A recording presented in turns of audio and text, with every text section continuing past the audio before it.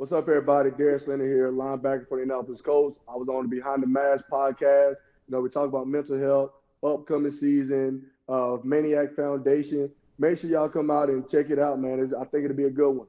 You heard the man, Darius Leonard. When the All-Pro talks, make sure you listen. Before we get into the episode, make sure you subscribe to the Behind the Mask podcast. Leave us a comment. Click the bell for notifications so you can see when the episodes drop. You know we drop them every week, every Tuesday. Make sure you tell a friend to tell a friend. Follow us on social media at the BTM Podcast. And remember, on the Behind the Mask podcast, there's only one rule. There are no rules. Now let's go. Let's go behind the mask. Welcome back to this special edition. I think I'm going to call this the All-Pro, the Pro Bowler, Future Defensive Player of the Year edition of the Behind the Mask podcast. I am your host, Takeo Spikes. And let me bring in the plus size model. Where you at, boy? What's good, family? It's your favorite plus size model, Tutan Reyes, in the building. Spike Dogs. How you feeling today, man? Hey, man, outstanding. It's not too many times now we have a lot of guys that have some of the same things in common when it comes to the resume. We're talking about All-Pro. We're talking about Pro Bowler. Yes. And should we get right into it? Jump into it, man. Without further ado, Spikes, take it away, baby. Man, I want everybody to welcome the homie, Darius Leonard, All-Pro, Pro Bowler, and he about to get paid. What's good, man? What's good?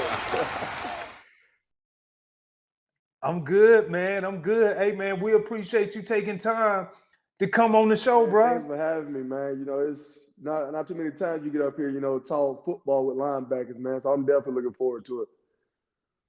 Yeah, and we'll excuse too, even though he played on the offensive line, but hey, man, he had some quality traits that made me feel like, you know what, we can bring him in and love on him a little bit. Hey, for what it's worth, I used to hang with the linebackers all the time, you know what I mean? So I rocks with y'all, the long way pause, but it's all right. I'm gonna let y'all live.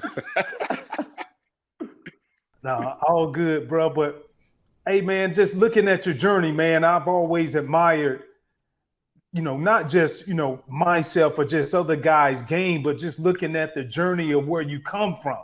You were a prospect out of Lakeview High School in South Carolina with no stars. Now that led to a second-round draft pick out of South Carolina State, ended up leading the league in tackles, first-team All-Pro, Defensive Rookie of the Year, Pro Bowler. Man, just talk about that journey, bro, because I feel like it's so inspiring. Oh, man, the journey, man, it's just, when you go to a small high school, man, everybody's counting you out. I had my stats. I was getting probably 1,000 yards, close to 1,000 yards rushing, receiving, plus the 150 tackles. And I was still getting overlooked just because of where I went. And then, I wasn't heavily recruited. So, I was just looking for an opportunity. And, South Carolina State said, come play both sides of the ball. I went to South Carolina State, man. Everybody said, "Oh, you're not big enough to play linebacker." I went in that spring, and I started out on the defense side of the ball, started making plays. He said, "You know what? You're not playing offense anymore." So that's when I started playing linebacker. And I was a $185, $190 playing linebacker in college, and my mindset was, I wanted to prove everybody wrong because once I came out of high school, they said you wasn't good enough. So then as I was playing, they were saying, man, you're not good enough to play at a collegiate level at linebacker. So that was my mindset. Said, okay, I'm about to prove you guys wrong, and that's what I did. And I just came in, had my head down, and I was just grinding. That's my mindset. I got to outwork the person beside me. If I can outwork them, and my athleticism and my smartness and my striking ability on the field, man, that's just going to take precedence of everything else. And I just, I thank God each day that, I was blessed to go to South Carolina State, given that opportunity and just going out and just balling with the guys. And you represent that HBCU pride so well, South Carolina State. And you just mentioned getting overlooked. This year, a lot was made about no players getting drafted in the 2021 NFL draft. So why do you think that when it comes to the HBCU level, so much of the talent is overlooked? Man, that's easy. Scouts are lazy. Everybody want a big time name. Everybody want guys with, right, the publicity behind them, So whenever they do get drafted, it's like, okay, everybody knows them. Nobody want that. Nobody want that diamond in the rough. Nobody want to take a chance and say, okay, let's go get this FCS guy, and he's gonna be the next big thing. Because when you do, just like the Colts, what happened when they did? They drafted me in the second round, 36th pick, and the next thing they said I was the worst draft pick.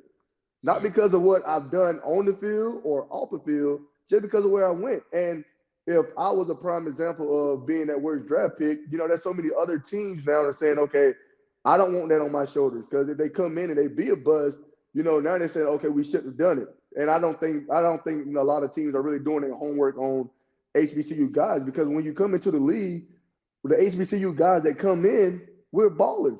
And then, me, South Carolina State, the best HBCU there is.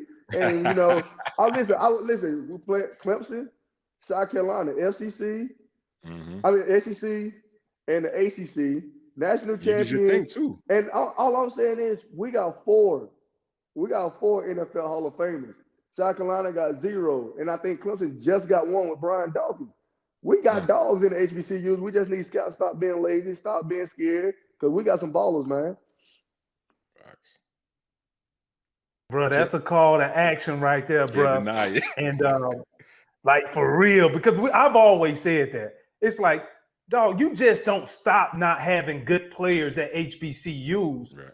You just decide to wait for that publication to come out, and then you jump on the bandwagon and let that inspire you. But talking about being inspired, your brother, he also played in the NFL, made it. How was that a motivational deal, or even inspirational from you being younger, being able to see him, and how did that influence you? Man, when it came to my brother, man, I came from my mom had 9 kids, and I was the 8th out of 9, and my oldest 2 brothers was incarcerated. So that's what I've seen. I've seen the family, taking all them hits from the 2 brothers incarcerated, and then when my brother when he went to Clemson, there was so much love to the family for that, coming from a small town. Not too many people make it out of Lakeview, South Carolina, to be a football player, and then for him to make it to the NFL. And I saw the joy that it brought to my mom, I had a brother who was a year older than me at the time, and we was going back and forth. He was a basketball player, and I was a football player. We both had the dream of making it to. I'm going to make it to the NFL. He wanted to make it to the NBA. And then when he got killed back in 2015, that hit me, they hit me deep. And, when I saw the joy that my brother getting drafted brought to the family, I knew that I wanted to change my family life. I wanted to make sure that my family stayed out of harm's way. And I just wanted to make my family proud. And for me to have a brother who did it, done it, and showing me the way, I think that what really made me who I am, because he taught me how to work. He's 10 years older than me. He taught me how to wake up at 5 o'clock in the morning. He taught me to say, okay, don't let nobody hand you nothing. If you want some money, don't let nobody give you no money. Tell me you want to work for your money, because you don't want nobody hanging nothing over your head. And that's just been that mentality watching him grow up. I see how he come back, he's giving back. And I saw how hard that he worked day in and day out. And I know that if I could have at least half of the heart that he had, I can be a dog, because when I say he was one of the most dangerous guys that I've seen play, and I just wanted to make him smile, because it's weird now that I'm in the NFL and he's cheering for me. I was cheering for him, and just to make sure that, I keep a smile on his face and making sure that he's proud of me, that's something that, it really dear to my heart. And that's why I really go so hard day in and day out. And you talk about having that dog mentality in you, man. That 2018 draft class, y'all was stacked at the linebacker position, bro. And I think of some of the players that went before you. I'm gonna read out some of the names here. We got Roquan Smith, Tremaine Edmonds, who was on the Behind the Mask podcast, Leighton Vander Esch, Rashad Evans, and then after you, Fred Warner, who was also on the podcast, man. So y'all linebacker class was totally stacked. But is there a competition between y'all? Because y'all all are doing your thing. And what sets you apart from the rest of those guys? Is there a competition? Everything I do, I compete in. I mean, no matter if you're on my team, I'm a competitor. Yeah. If you like, my coaches know that. I can remember the first time my coach came up to me. I was playing against Buffalo, and he walked up to me right before the game because he knows me. He knows what gets me going. He walked up to me and said, "Hey, D, you know, they drafted that linebacker ahead of you, and you know they say he's better than you." Man, I ended up with, I think I had like 15 tackles, interceptions, stuff like that. And I'm always trying to compete because if you got drafted before me, that means they think that you're better than me. And I wanted to prove to absolutely everybody out there that I'm one of the best out there, and I'm the better athlete. And I think what I stand apart at is the way I play the game. Every linebacker don't play the game going sideline to sideline full speed or playing every play 110 miles per hour. See, anybody can make a tackle. If you look at an interception, no offense to offensive linemen, you look at interceptions, anybody can get somebody on the ground, but who can be a playmaker? Check the numbers. When the game on the line, who's making a play? When you need to get off the field, who's making a play? And if you look at the stats, I think I'm at the top of the list when it's time to come out and in clutch moments to get a takeaway, a sack, or something. Like I said, you got to make game-changing plays, not just tackles. And you got to make third down stops. You got to have forced fumbles, recovered fumbles, interceptions. That's what makes you a great linebacker, not just tackles. And I think my number speaks for themselves. Oh, and no question, bro. They do speak for themselves. And I say it all the time. Anybody can make a tackle, but not everybody can have that game-changing play when it comes to picks, turnovers, being able to create momentum turnovers when it comes to sacks. Now, you brought up Fred Warner. He was on the podcast earlier. He's up for early renegotiation to be extended by the 49ers. Now, you're pretty astute. You called out all of the numbers. I do know he was just elected to his first Pro Bowl this past year. You, on the other hand, consistent Pro Bowler, All-Pro, Defensive Rookie of the Year. Hey, man, when you compete, the bag is at the end of the rainbow, bro. So, like, what's the thoughts, man? Like what's happening? Man, when it comes to that, man, like you said, I've been, All-Pro all 3 years, 2 times first team, 1 time second team. I've been to the Pro Bowl twice. Defensive Rookie of the Year. I mean, I'm checking every box that I'm supposed to. And for an NFL player, your job is to get to your second contract to make sure not just you, but your family is good. And like you said, Fred Warner is up this year too, and he had a great year last year. But like you said, the numbers speak for themselves. So I hope, this is just me thinking. I hope he go in, set the bar high, and then I hope I can come in and swoop right behind him. That's just my mindset. Because like you said, I'm a competitor. I want to compete in everything I do. And if that got to come down to the money situation or whatever, I'm a competitor. And it's crazy that, when you talk about contract, this what makes you mad at times, because it's okay for a quarterback to, talk about money. But in a linebacker or any other skilled guy, it's frowned upon. And it sucks because you put in the same amount of work. You do the same thing as a quarterback. Yes. And in my eyes, my job is harder than a quarterback. A quarterback is sitting in the pocket and he's protected. He knows the play. Me as a defensive guy, I gotta react. I gotta go in and try to stop what you're doing. And my body's at harm every single play. So I don't think that when it comes down to talking about money, I don't think the quarterback should be the only ones who get paid the big bucks when the quarterback of the defense really putting in that work, putting their body through harm's way on every single play. And that's the way I look at it. I have a family to feed. I got kids. My mom, like I said, my mom had 9 kids. We got a big family. I can't sit here. I came from the gutter. I can't sit here and try to make sure these people happy. I got to make sure I'm good and my family good before anything. Facts. Right.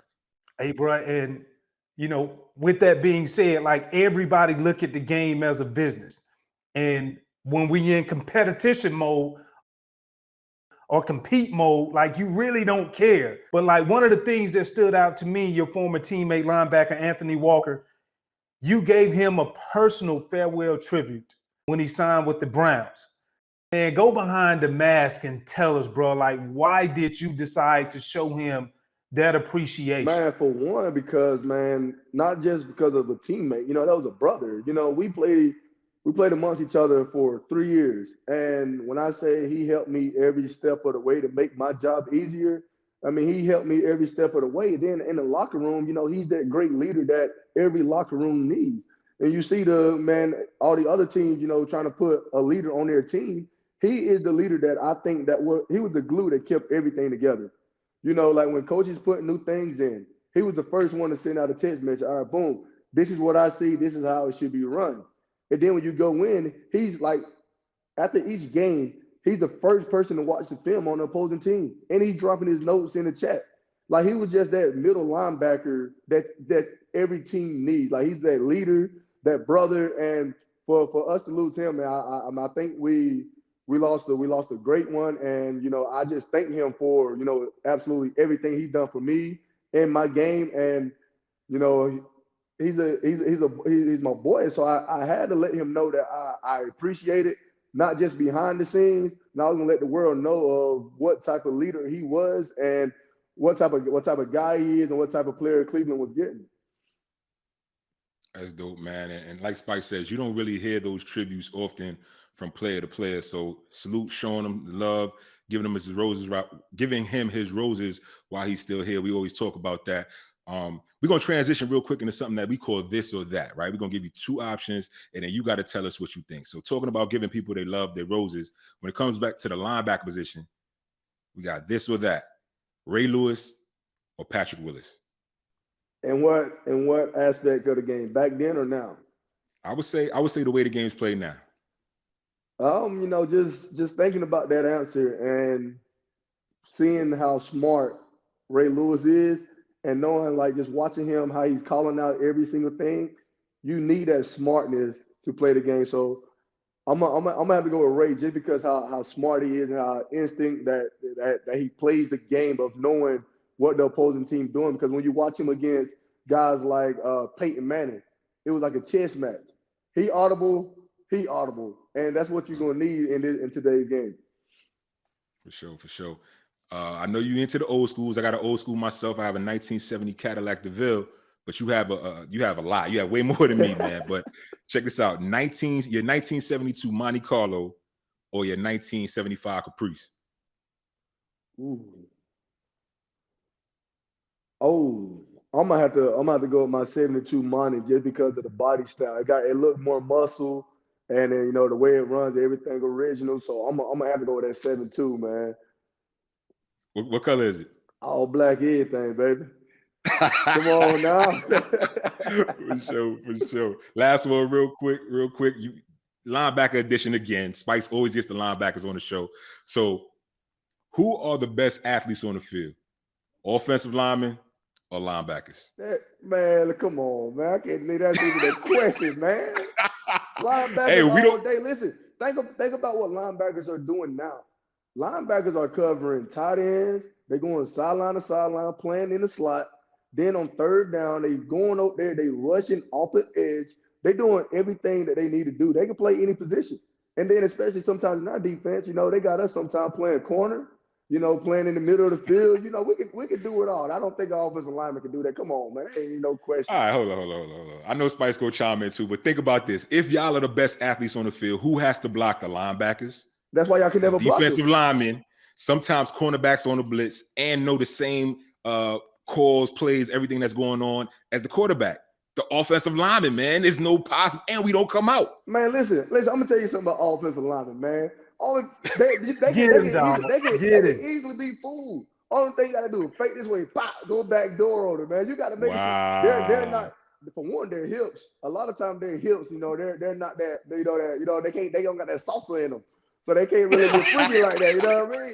So they can't move. They can't move like we move. That's why they play offense. They know who to block. You know what I'm saying? They know what's coming. We as linebackers, we're taking a guess. They're trying to beat us to a spot. Now we got to go out and use technique and do everything to get around the offensive line. Come on, man. You know better than that, man. I can't win this battle, bro. I can't believe that, man. Hey, man. Y'all know we representing, man. I got young hips. Pause for everybody out there. So go ahead, man. Go ahead, Spikes. Hey, bro. Like, it ain't by accident. It's very obvious. Like you've taken the league by storm, by everything what you've done, all of the accolades that you receive, and the respect from the peers utmost.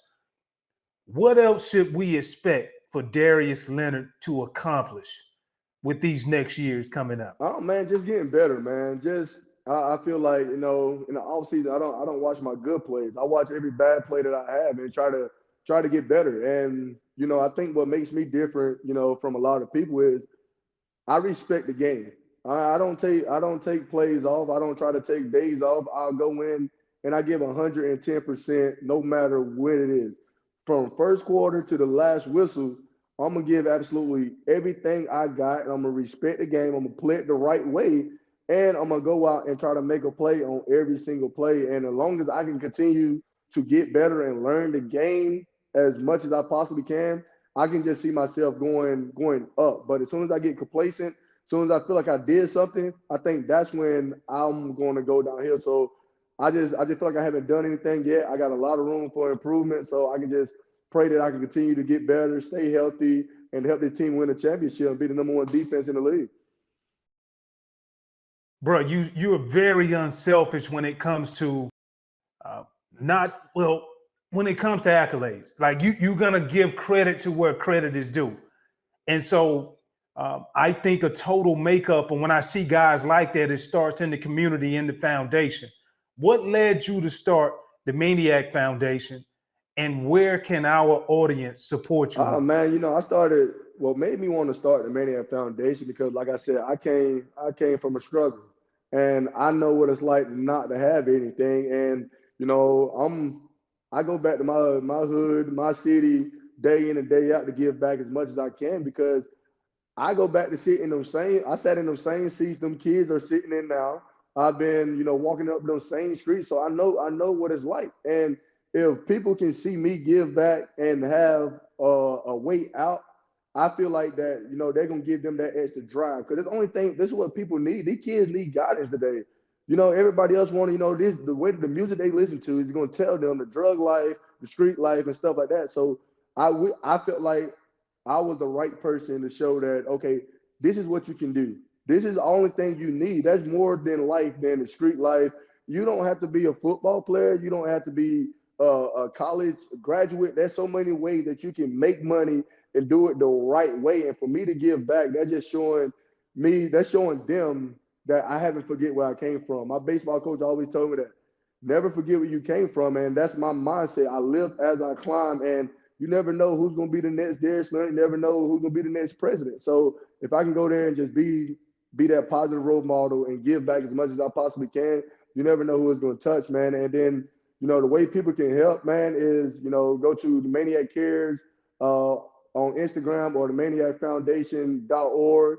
You know, you can donate, or whenever I'm doing events in the community, you know, don't be afraid to reach out to come out, man, and just support the youth, because that's what we need in today's world is people come out and give back and support the youth and let them know that there's help. You know, a lot of people now, because of social media, you know, that social media world is showing that, you know, everybody got to be amazing. Everybody got to be great, which is not true. Everybody fails. It's okay to fail. I'm afraid of failure, you know, and it's okay to fall down, but you cannot judge somebody on them falling down. Judge them about what do they do when they get back up. And that's where we need more people to lift others up. And if I can do that and I can get people to just make this world a better place, that's when the world and everything, the people are going to be in the right direction. But until then, man, we got a lot of work to do.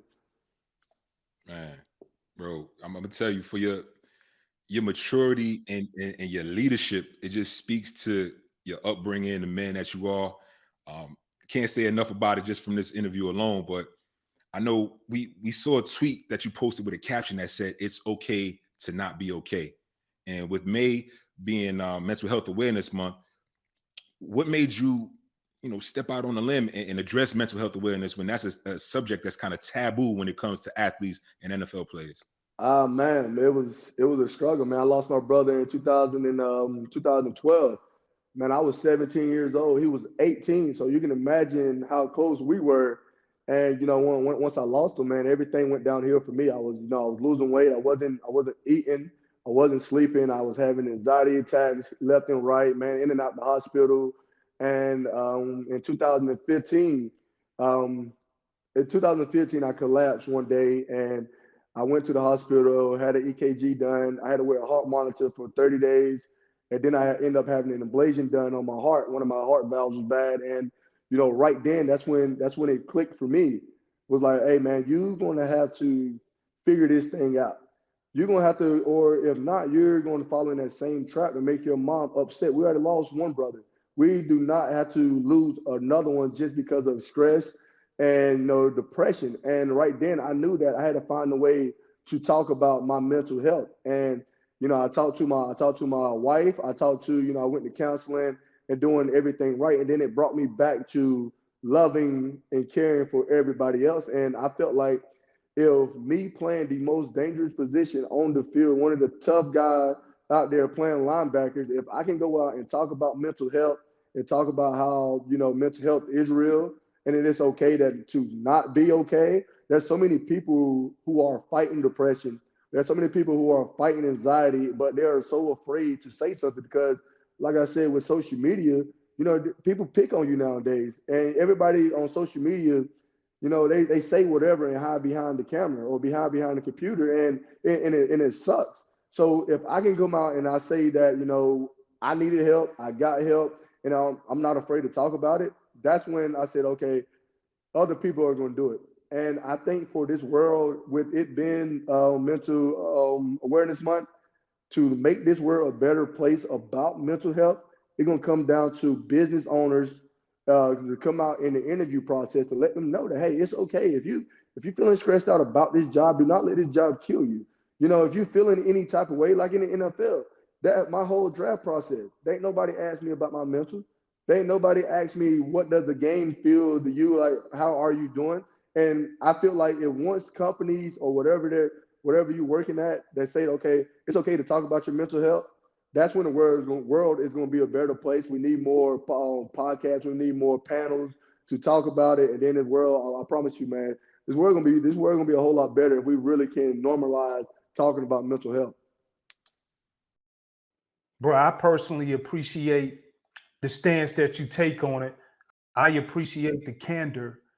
I also appreciate it's not easy being in the position. You're definitely one of the top 10 players in the league, definitely top at your position player in the league. And so when you see guys like that, a lot of them are very hesitant and have a lot of reservation about coming out speaking the truth. So much respect to you on that. You've always been very opinionated, but now you're definitely speaking facts. One of the things, before we let you get up out of here, I gotta ask, man, there's a lot of drama going on in the AFC South, bro. We know what's going on down with the Texans' new coaching staff. They don't know if Deshaun's gonna play. You look at Jacksonville, Tim Tebow, he signed, freshly signed. So, like, the only consistent carryover is Tennessee and you guys. But when you look at Jacksonville and you look at the Tim Tebow signing, what are your initial thoughts? Why? I mean, he played quarterback. What was the last game? 6 or 7 years ago? And there's 2015. Yeah, but it sucks because there's so many guys that played tight end and actually do this or trying to get an opportunity to play this game. And it sucks to allow someone who haven't played a position come in and take an opportunity away from the other kids who've been working for their whole life to get an opportunity. And me personally, I'm glad that for me as a linebacker, I'm glad he signed. For Jacksonville Jaguars, but I just feel like it's a slap in the face because me personally, I don't think he's the most athletic guy out there. And I don't think he's the greatest thing for a tight end to be in that situation. And for that organization that's came off one win, you want ball players. You don't want guys to go in there just to say, okay, I'm here to be a leader. No, if that's the case, just like we got Brian Decker, who's someone there talk about leadership. Add another role to your coaching staff if that's what you want. If you want change in there, okay, cool. Add them to the coaching staff. But do not take away from all these guys who's putting in the work day in and day out to play tight end to a guy who never played tight end a day in their life. That's a slap in those kids' face, man. I be personally, I think it's disrespectful because that's like somebody coming on a D lineman coming, never played linebacker a day in his life, but he's gonna take my job, and I've been working my whole life at his position. I don't think it's a smart decision, but I'm not a GM, I'm not a coach, but as a player in a locker room, you look at that, you say, okay, wait a minute, he never played this before. Is he in here because of his name? Is he really going to help us win ball games? Like, those are things you think about. If you really play this game to be a championship contender, those are what you look at. You look at your whole roster. Okay, when guys are brought in, you look, can he help us win? That's the mindset. And if he cannot help you win, I don't think it's good, man. I don't like it. Me personally, I don't like it. But like I said, I'm not a GM, I'm not a coach. And thank God that he's not on the Colts. Well, I could tell you this. I know you licking your chops, especially if he's at tight end, because I think already coming in, that's a drop off instantly. Now, just to give a different perspective, I think it goes to show you it's the good old boy network, meaning they gonna look out for each other. And that's exactly what they're supposed to do, right? Like that's what we're supposed to do. And I will say this. I think it puts more of a calling. If I was a player, I would feel the same way that you do. But since I'm not playing anymore, I look at it as we have to learn how to navigate and be able to take care of each other. If you see somebody else, a person of color, you get an opportunity, you know how hard it was to get an opportunity. Now you reach up and bring somebody else. That's relationships. That's exactly what they're doing in Jacksonville. But I feel you, bro. Just to put a little perspective on it, man. Appreciate the time that you gave us, my dog. Thank you, man. And you have a great season, my boy. Hey, man, I appreciate it, man. I'm just ready whenever you need me to come back up here, man. Just let me know, man. Definitely enjoyed it. Oh, yeah. Yeah, right on.